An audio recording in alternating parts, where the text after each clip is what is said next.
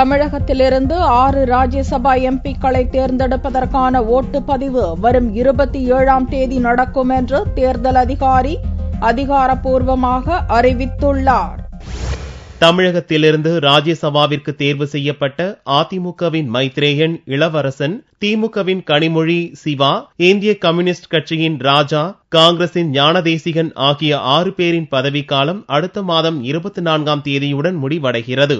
இதற்காக அதிமுகவில் இருந்து மைத்ரேயன், லட்சுமணன், ரத்தினவேல், அர்ஜுனன், தங்கமுத்து ஆகிய 5 வேட்பாளர்கள் மனு தாக்கல் செய்தனர். இந்திய கம்யூனிஸ்ட் வேட்பாளராக டி. ராஜா மனு தாக்கல் செய்யவே அவருக்காக அதிமுக வேட்பாளர் தங்கமுத்து தனது வேட்புமனுவை வாபஸ் பெற்றார். திமுக சார்பில் கனிமொழியும், தேமுதிக சார்பில் இளங்கோவனும் மனு தாக்கல் செய்தனர். வேட்புமனுவை திரும்ப பெறுவதற்கான கடைசி நாளான வியாழனன்று யாருமே வாபஸ் பெறவில்லை. எனவே 6 இடத்திற்கு 7 பேர் போட்டியிடுவது உறுதியானது.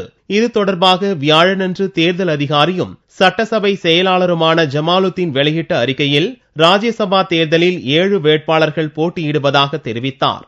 எனவே வரும் 27ஆம் தேதி வியாழக்கிழமை சட்டசபை வளாகத்தில் ஓட்டுப்பதிவு நடைபெறும் என்றும் அன்றைய தினம் மாலை 5 மணிக்கு முடிவுகள் அறிவிக்கப்படும் என்றும் தெரிவித்தார்.